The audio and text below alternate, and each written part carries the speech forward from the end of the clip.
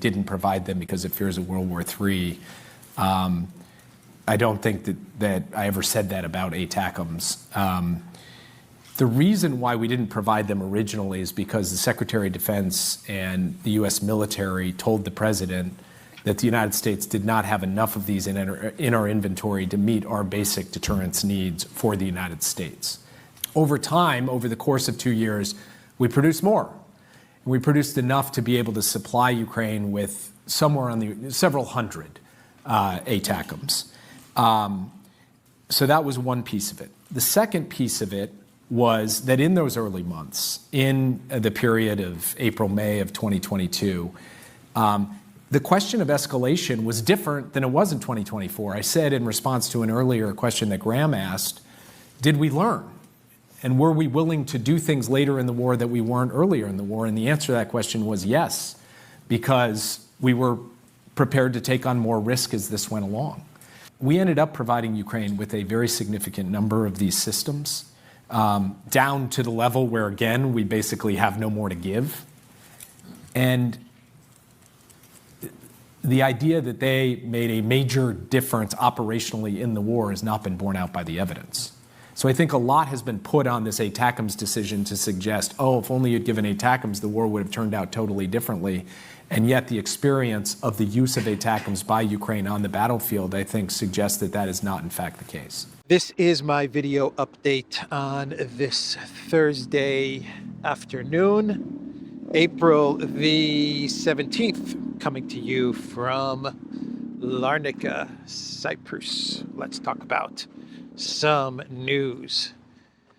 And let's start things off with a New York Times article which claims that Israel presented the Trump administration with a plan to bomb the nuclear facilities of Iran, about a 1-week bombing campaign with Israel as well as the United States taking part. And they presented this plan to the Trump administration. And according to the New York Times, the Trump administration, U.S. President Trump and his team, they rejected this plan and they opted for negotiations with Iran.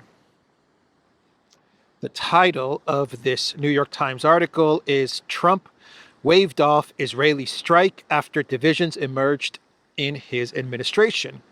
Israel developed plans for attacking Iranian nuclear facilities that would have required U.S. assistance, but some administrative officials had doubts." So the officials that had doubts in the Trump administration and convinced Trump to reject this plan from Israel were Tulsi Gabbard, Vice President Vance, and also New York Times claims that Mike Waltz was also not so hot on this idea, which is interesting because Waltz is coming from the neocon side of the Trump White House, very hostile towards Iran, but he was not so confident in this plan. Also, his chief of staff, Susie Wiles, was also against the bombing of Iran. Gabbard, Vance, Wiles, they believed that the bombing of Iran's nuclear facilities would have led to a wider war in the Middle East, a dangerous, destructive, wider war in the Middle East. So that is the New York Times article. Quite an article from the New York Times, coming out at a time when the Trump administration, with his special envoy Witkoff, look like they're on a good path towards some sort of negotiation and deal with Iran, where Russia might actually play a part in this deal. We are getting reports saying that Russia could play some sort of a role in monitoring the enrichment in Iran, or something along those lines, as we reported on about 3-4 weeks ago on the Duran. And it looks like that this may actually be part of the deal, actually requested by Trump to perhaps have Russia play a part in making sure that Iran does not enrich uranium or obtain any kind of nuclear weapon. Interesting development there as well. So that is Iran. That is Israel and Iran, and Trump rejecting the plan to bomb Iran. What else did Trump reject? What else did he reject? Well, according to the publication Build, Trump rejected a $50 billion offer from the Green Goblin, from Elensky, to purchase Patriot missile systems, missiles, batteries, $50 billion.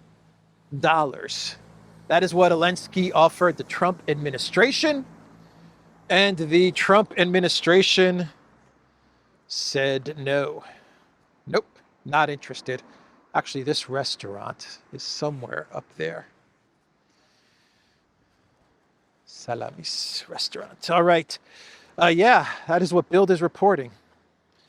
Elensky told Trump that he is interested in buying $50 billion. That's a huge amount. It's a lot of money for Trump to turn down, huh? But he turned it down. According to Build, Trump rejects $50 billion deal. So for the Trump administration to reject $50 billion going to the military-industrial complex, I believe that says a lot. That absolutely says a whole lot about where Trump is going with Project Ukraine and the negotiations with Russia. Obviously, Trump is leaning towards Witkoff and towards some sort of a rapprochement, a deal with Russia. I imagine that the Trump administration wondered where Elensky would come up with the $50 billion. Whose $50 billion are you going to buy these weapons with? Is it going to be our money? Because that money is running very low. The money that Biden gave to Project Ukraine, the whole drawdown package and all of that stuff is coming to an end in the summer. So that's obviously not enough to make up the $50 billion purchase, with money from the European Union, with money from your homes. Where exactly are you coming up with this $50 billion, Elensky? Or is Elensky going to tell the Trump administration that he will purchase the Patriots on credit, on a loan? I'm good for the money, Trump. Believe me. You give me Patriots, and trust me, I give you $50 billion later. Don't worry about it. Yeah, with whose money, man? With whose money are you going to buy these Patriots? The whole sunk cost fallacy in and around Project Ukraine is absolutely coming to an end. Trump is a business guy, and you got to imagine that Trump saw this offer and said, nah, this is not realistic. And even if this was realistic, it's just not worth it anymore. The sunk cost fallacy is coming to a complete end. It's not worth investing any more money in Project Ukraine because this thing is lost. So that's an interesting report from Build.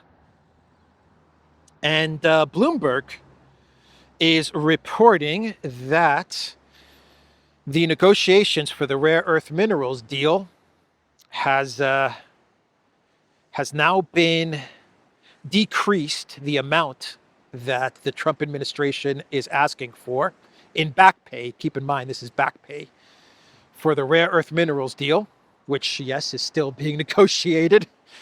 Unfortunately, we still have this negotiation taking place. It went from 300 billion, which is what Trump was asking from Ukraine, to now 100 billion. So according to Bloomberg, the U.S. is asking for $100 billion in compensation from Ukraine when it comes to the minerals deal. From what I understand, the rest of the deal has not changed. The U.S. still gets control of all of Ukraine's resources, its rare earth minerals, its gas, its oil, its ports, everything, in perpetuity for all of time, for all the future. The United States gets all of Ukraine's resources. All the money that they generate goes into a fund that effectively the United States controls. But instead of asking for 300 billion in back pay for what the Trump administration claims was money that had already been given to Ukraine and now they want to be paid back, the Trump administration is now asking only for 100 billion. So to be quite honest, it doesn't really make much of a difference whether it's 300 billion or 100 billion. The main part of the minerals deal is the fact that the United States gets control of all of Ukraine's resources, and for no security guarantees. That has not changed either. From what I understand, the minerals deal still does not give the Elensky regime security guarantees from the United States. I also read that that Elensky is still not so hot on the 100 billion. He still considers the money that Biden gave him as just that. He gave him the money. It was a gift, no strings attached. It was no loan, nothing like that. Biden gave us the money. That is what Elensky is saying, which, to be fair to Elensky, is actually correct. I don't remember the Biden administration attaching any kind of conditions to all of the money that he gave the Green Goblin. So on that point, Elensky could be correct, but I have read other reports which claim that all the money that the United States has poured into Ukraine, starting from 2014, from the Maidan coup, is well over 300 billion. So I don't know how all of that gets added up or counted into this deal, but anyway, that is the situation with the minerals deal. The update from Bloomberg. And what else should we talk about? So Politico, they put out an article, The Untold Story of How Trump Shocked Europe in a Few Short Days. That's the title of Politico's very, very long article on the Trump administration. Basically, this article goes through the first couple of months of the Trump administration and talks about how Trump has completely changed, not even changed, let's say dismantled the neoliberal world order, the collective West world order. Trump has completely dismantled the collective West. And in this article, it paints Trump as the bad guy. It paints the European Union as the good guys. Now it's the European Union that are standing up for the collective West, for the liberal world order, for democracy, peace and justice for all, or whatever the European Union is standing up for, when they're not canceling elections in Romania or France, or trying to get rid of the AfD or stuff like that. It is the European Union that are the good guys. They're standing up for democracy and human rights and all of these things. Trump is the bad guy in this Politico article. Anyway, that's not the point of the Politico article. At least that's not what I want to talk about from this Politico article, which is very, very, very long and very boring to read. But the Politico article does reveal something very interesting connected to Project Ukraine. It talks about how Elensky was traumatized after the argument that happened in the White House when he was in the White House. And Trump was basically yelling at him because Elensky was saying very stupid stuff and acting like a spoiled child. And so he deserved to be talked down to by U.S. President Trump and by Vice President Vance. But anyway, we've already covered that in many videos. Elensky left the United States very traumatized, very hurt, according to Politico, by what went down in the United States. And he sought refuge from none other than 008 Keir Starmer. Yeah, Keir Starmer hugged him and reassured him that the UK, France, the Europeans, they would absolutely have his back and support him. That was one interesting part of the article. Elensky traumatized. Remember that hug that Starmer gave him when he arrived in London right after his trip to the United States? Yeah, Elensky was shocked, according to Politico, and he went straight into the arms, of Keir Starmer. Oh, you can't make this stuff up. You really cannot make this stuff up. Mr. Starmer, this man in America yell at me. He yell at me. What do I do, Mr. Starmer? Come here. You green goblin. Let me give you a hug. Papa Keir is here to hug you and make the orange man go away. Oh, thank you, Mr. Starmer. Your arms are so strong. Anyway, the more interesting revelation from this Politico article is that the apology post on X, or apology letter, the same thing, that was created, that was put together about a week after the whole argument went down in the White House, was not written by Elensky. Oh my God, I'm shocked. I'm shocked. Elensky did not write that stuff apologizing. It wasn't even an apology, to be quite honest. But anyway, they're framing it in Politico as the apology letter. That was not drafted by Elensky. It was actually France that put that thing together. That is what Politico is revealing. As Starmer held calls with both leaders and sent his top national security advisor to Washington and Kiev, French diplomats worked as mediators to negotiate the terms of Elensky's conciliatory letter to Trump, according to a French official. That's Politico's way of saying that the French wrote that letter. The apology that wasn't really an apology, created by Macron and his team. I believe all of us, when we read that letter, I remember doing a video on that letter. I believe all of us. I talked about it. Everyone in the comments also commented about that letter, and we were all confident that there was no way that Elensky wrote that thing. And sure enough, Elensky did not write it. So just so we understand what's going on, the letter that they framed as an apology to the Trump White House, and actually the Trump White House did say that Elensky had sent a letter apologizing, that is what the Trump White House said, was no apology and was not even written by Elensky. It was written by Macron's team. So that's the situation there. In Ukraine right now, you have the clash of the titans.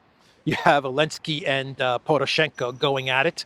The Green Goblin taking on the Chocolate King. The Green Goblin takes on the Chocolate King. Yeah, and it looks like Elensky, he is preparing to arrest the Chocolate King Poroshenko. That's how it looks. Elensky is going to remove what many people consider his number one rival. I would say Poroshenko is his number one replacement when it comes to the collective West. I believe that the collective West, if there's two people the collective West would be comfortable replacing Elensky with, the Russians would not be comfortable with this, They would not go for this, but the two people that that the EU and NATO would be okay as far as an Elensky replacement would be Zaluzhny and Poroshenko. And Zaluzhny's in London, protected by Starmer and MI6, and Poroshenko in Kiev, and he is absolutely expressing his interest to become president of Ukraine, but it now looks like Elensky is making his move, and he is trying to put Poroshenko away for 15 years. I forgot what the charges are. 1 second. Something to do with treason. 15 years in prison on treason charges for allegedly trading with Donetsk and Lugansk. So that's the situation in Kiev. Witkoff and Rubio, they're going to travel to Paris. Actually, I think they may even be in Paris or landing in Paris shortly. And they're going to be meeting with French officials. Get this. Witkoff is going to be meeting with Macron.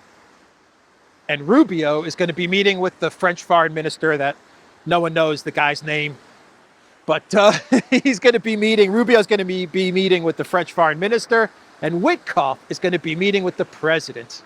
What does that tell you? And according to various reports, they're going to be talking about Project Ukraine, Iran, and the tariffs, the Liberation Day tariffs. And so Elensky has dispatched Yermak and his defense minister, Umerov, I believe is the guy's name, and his foreign minister, who no one knows what the guy's name is, nor does anyone care. Anyway, he's dispatched these officials. Yermak is his main dude, and they've been sent to Paris as well. It sounds to me as if Elensky is trying to crash the meetings that are going to take place between France and the United States, Witkoff and Macron, and that is why he is sending Yermak to crash those meetings. But according to Yermak, Ukraine is also going to be in talks with French officials so they can discuss the coalition of the willing, next steps with regards to troops in Ukraine. So yeah, France is serious about this, huh? They keep on moving forward with plans to send troops to Ukraine, to Odessa. That's what Macron has his eye on. Macron is eyeing Odessa. Little Napoleon wants Odessa. So of course, Medvedev, he understands what's going on, and I'm going to read you a post from Medvedev. Apparently, the top of Ukraine's fascist clique have come to Paris for talks with the UK, Germany, and France on how many European coffins they will be ready to accept after the deployment of the troops of the coalition of the willing in Ukraine. That is about as clear a warning from Medvedev, from Russia, as you can get. Russia is not just going to allow the French troops, the British troops, because if France goes in, you know that Starmer is also going to go in. They are not going to allow them to simply stroll into Ukraine and make their way towards Odessa. Medvedev is sending a very clear warning to France and to the UK. Things are going to get very, very tense if this coalition of the willing actually does what I think they're about to do. Maybe by summertime, if they actually do this incursion into Ukraine and try to secure the Black Sea. So let's do an update on the U.S.-China tariff war. And the Trump administration yesterday, they threatened additional tariffs on China, 245% tariffs on China. Why not make it 545%? I mean, the numbers now are meaningless. Even Chinese officials said that they're not even going to bother with the retaliation, a number, because it doesn't make any sense anymore. But that's what the Trump administration, that is what they said yesterday. And the Wall Street Journal is reporting that the Trump White House, Bessent, his strategy going forward is to isolate China to the point where China is begging for a bilateral meeting with the United States. And how is he going to isolate China? According to the Wall Street Journal, Bessent and his team, they are going to negotiate with 70 plus countries, trade deals, tariff deals with 70 countries. And one of the conditions is going to be that these countries completely stop their trade with China. Stop dealing with China.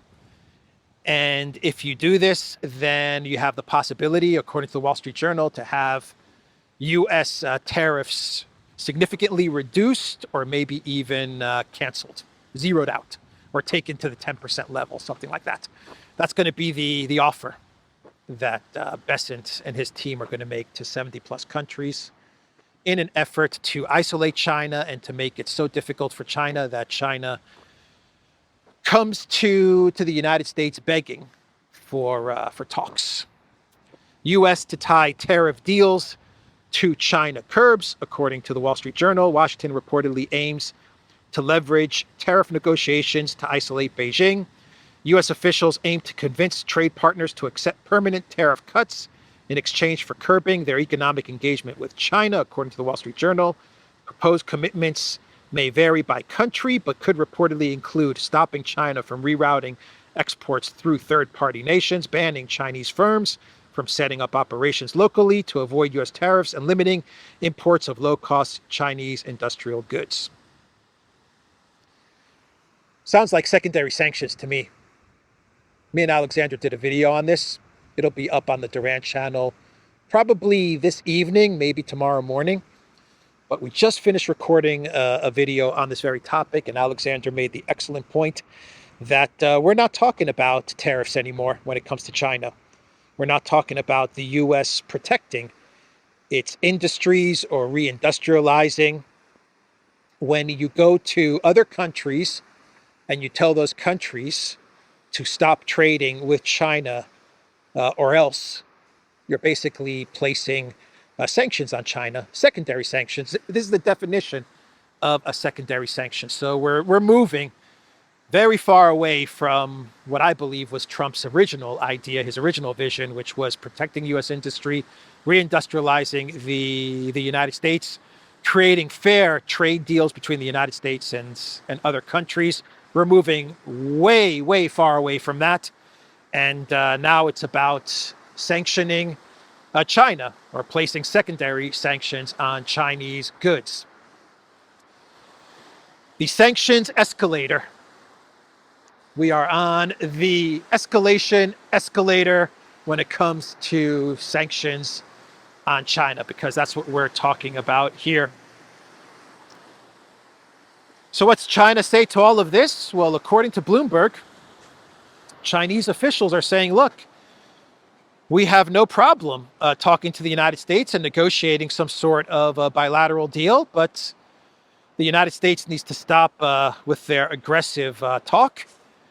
They need to get their messaging more clear, put some clarity to their messaging, because China is saying that they're a bit confused as to what the United States is looking for, what they're looking to achieve with these tariffs.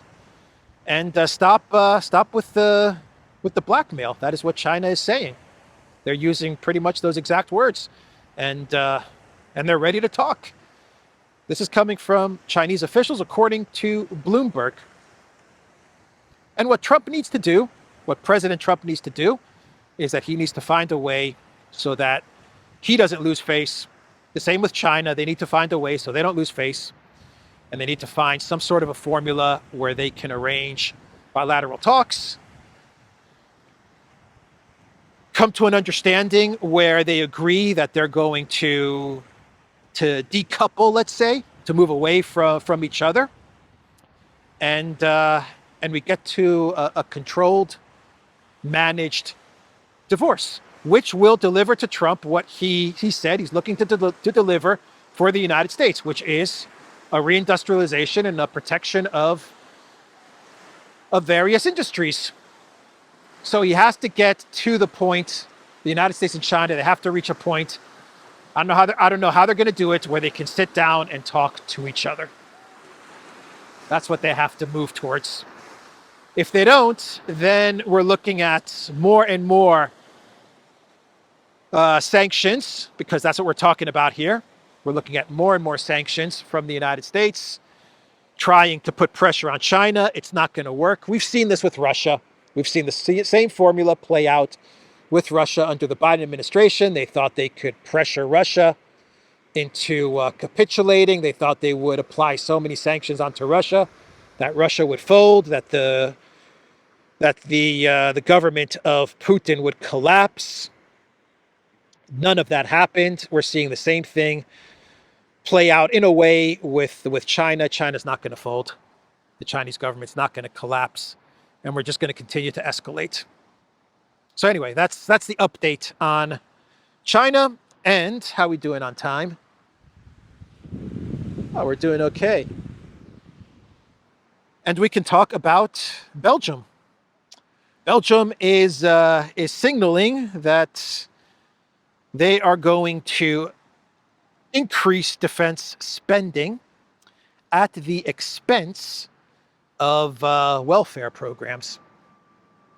Yeah, that is what I believe the finance minister, I believe, of Belgium, that is what he said the other day, that Belgium is going to increase their defense spending to, I want to say, 2% of GDP. But in order to do that, they're going to have to make cuts in welfare, and it's not going to be pretty for the people of Belgium. That is what he said. It's going to be very difficult for the people of Belgium, but according to this government official, it has to be done because the Putin, the fear of the Putin, and they're going to have to increase defense spending. And the other thing that he's going to do, that Belgium is going to do, is that they are going to tap into the 150 billion euros that Ursula allegedly claims is available for member states in order to finance and fund their defense spending. The Financial Times says Belgium scrambles to reach NATO defense spending goal. Belgium will seek to activate the National Escape Clause. Interesting name, huh? The National Escape Clause, a mechanism authorized by the European Commission to loosen fiscal rules and benefit from some of the 150 billion in loans offered by the EU's executive branch. Belgium will ask NATO to count regional investments in roads and bridges as defense spending, Van Peteghem added, according to the Financial Times. I believe that's the finance minister of Belgium. Government official in Belgium, Van Peteghem. What else? Indeed, spending laggards such as Spain and Italy want to widen the definition of defense spending to include cybersecurity, the fight against climate change, and border patrols, among other items. Countries bordering Russia, such as Estonia and Finland, have already said no to that, wanting cash to be focused mainly on the military. So you see what's going on here? So they're going to cut welfare spending, Belgium and other countries, Spain and Italy. They're going to look to cut spending on social services and social programs. They're going to put as much of that money into defense, into the weapons makers.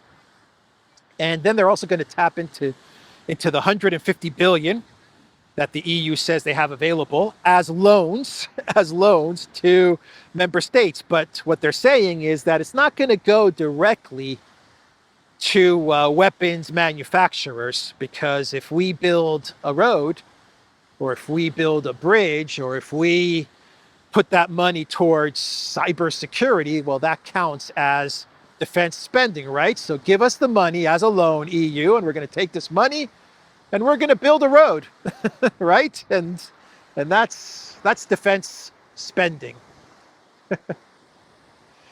All part of the National Escape Clause, as van der Leyen calls it, the National Escape Clause for member states to tap into the 150 billion euros as loans. Let me tell you how this is going to go down in Greece. I'm going to tell you exactly how this is going to go down in Greece. As an example, Greece already spends 3% on defense. But anyway, they may still opt. Greece may still opt to tap into this 150 billion because it's there. It's juicy. That's 150 billion. That's some juicy money for politicians all throughout the European Union. They're not going to give up on a chance to get their hands on 150 billion, even if it is given to you as a loan. This is how it's going to go down. Greece, for example, is going to say, okay, well, we'll tap into, say, 10 billion, and we're going to put that money towards defense. And if we build some roads and some buildings and some infrastructure, well, that counts as defense spending, right? Right, it does. And the Greek politicians, they have their friends, their family that have construction companies, and they're going to build all these nice things. It's all coming as a loan, and there you go. That's exactly how all of this is going to go down. What a disaster. Anyway, from Bloomberg, Russia asks to buy Boeing jets with frozen funds in U.S. talks. How about that for some news? What was I saying yesterday? What was I saying yesterday about Boeing? China blocking Boeing aircraft, Boeing parts from entering China because of the tariff war. And I said, maybe Russia could reopen for Boeing. It's not China, but it's something. And sure enough, Bloomberg puts out an article today, and they say that Russia is floating out the idea to the United States that, you know what, we have this 250, 300 billion in frozen assets. Let's put it to work. Let's put it to work, and let's take a look at Boeing. Because Boeing, if you're not talking about aircraft, you are talking about parts and maintenance and these types of things, which Russia, because of the sanctions, does have a problem with. They do have a problem with the maintenance and the parts for their current Boeing aircraft. This is a reality. So that's an interesting article from Bloomberg. And finally, let's do a clown world, and we can wrap this video up. Yeah, we can wrap this video up. This will be a quick clown world. I talked about Biden giving his first official speech since exiting the White House. Well, he did give his speech.